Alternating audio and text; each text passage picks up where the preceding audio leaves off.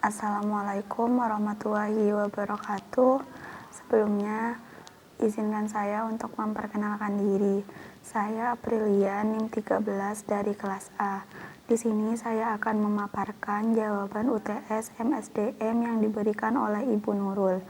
Soal pertama yaitu pengaruh karakter, kompetensi, dan pemimpin terhadap manajemen sumber daya manusia. Menurut saya, karakter merupakan hal yang sangat konkret berpengaruh terhadap manajemen sumber daya manusia. Karena karakter mencerminkan bagaimana seseorang mampu atau tidak mampu melakukan suatu aktivitas yang berhubungan dengan sulit atau mudahnya. Sehingga keberhasilan atau kepuasan perusahaan tidak hanya berdasarkan tenaga kerja, melainkan dari dalam diri SDM, seperti watak dan sifat kokoh sebagai pondasi yang harus dimiliki oleh SDM agar bisa berjalan dengan lancar. Salah satu karakter yang harus dimiliki oleh SDM yaitu kompetensi.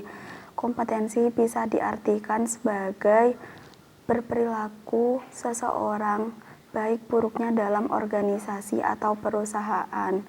Hal tersebut sejalan dengan pernyataan Palan 2007 bahwa kompetensi ialah mengenai apa dan bagaimana mereka bisa mengerjakan, bukan apa yang mungkin mereka kerjakan.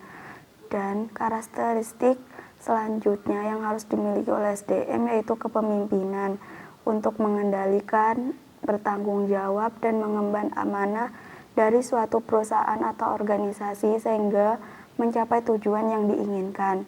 Selanjutnya yaitu soal nomor 3, tujuan dari adanya rekrutmen yaitu untuk mendapatkan karyawan sesuai kualifikasi suatu perusahaan atau organisasi berdasarkan kemampuan atau keahlian dan pengetahuan dari karyawan tersebut sehingga meningkatkan kinerja dari karyawan tersebut.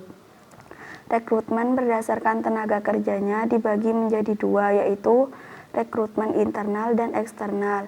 Rekrutmen internal yaitu calon pekerjanya didapatkan dari ruang lingkup perusahaan itu sendiri, bisa melalui rotasi pekerjaan atau saran dari staf lainnya. Sedangkan rekrutmen eksternal didapatkan dari luar perusahaan atau masyarakat luas. Kelebihan dari adanya rekrutmen internal yaitu semua staf dapat merasakan bidang lainnya. Kemudian meminimalisir adanya pemberhentian karyawan karena susahnya beradaptasi dengan lingkungan yang masih baru. Kemudian menyingkat waktu, biaya, dan tenaga untuk mendapatkan kandidat itu sendiri. Selanjutnya, kekurangan dari rekrutmen internal yaitu terjadinya iri dari staf lainnya karena tidak terpilih. Kemudian, rekrutmen internal bersifat subjektif. Kemudian, rekrutmen internal tidak mempunyai wawasan atau ide yang baru. Sedangkan kelebihan dari rekrutmen eksternal yaitu menambah wawasan atau ide baru dan terjadi secara objektivitas. Sedangkan kelemahan dari rekrutmen eksternal yaitu terjadinya pemberhentian karyawan karena harus beradaptasi dengan lingkungan yang baru, lebih lama dalam waktu, tenaga, dan biaya yang diperlukan juga lebih mahal karena informasi yang disebar luas itu semakin banyak. Selanjutnya yaitu soal nomor 2, jelaskan dan berikan contoh penerapan metode perencanaan, analisis jabatan, dan desain jabatan. Perencanaan SDM secara ilmiah yaitu perencanaan berdasarkan fakta, informasi, atau data sebelumnya, sehingga resiko dari metode ini lebih kecil karena sudah detail atau valid. Sedangkan perencanaan Sedangkan perencanaan non-ilmiah hanya berdasarkan pengalaman, imajinasi, atau perakiraan, sehingga resiko yang ditimbulkan lebih besar karena datanya belum valid atau detail. Selanjutnya yaitu analisis jabatan. Metode yang digunakan ada 3, yaitu rotasi pekerjaan, simplikasi pekerjaan, dan pemerkayaan pekerjaan. Rotasi pekerjaan yaitu terjadinya pemindahan posisi dari satu ke yang lainnya. Hal ini diuntungkan agar karyawan tidak merasa bosan di tempat kerjanya.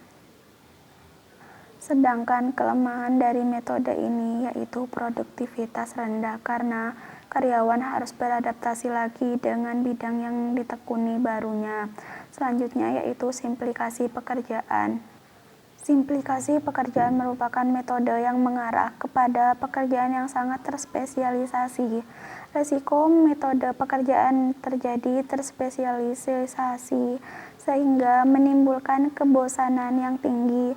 Kebalikan dari metode ini adalah pemekaran pekerjaan, yaitu terjadinya perluasan pekerjaan yang dirujukan kepada pekerjaan-pekerjaan yang sederajat yang masih mempunyai informasi, fungsi, dan tugas yang sama.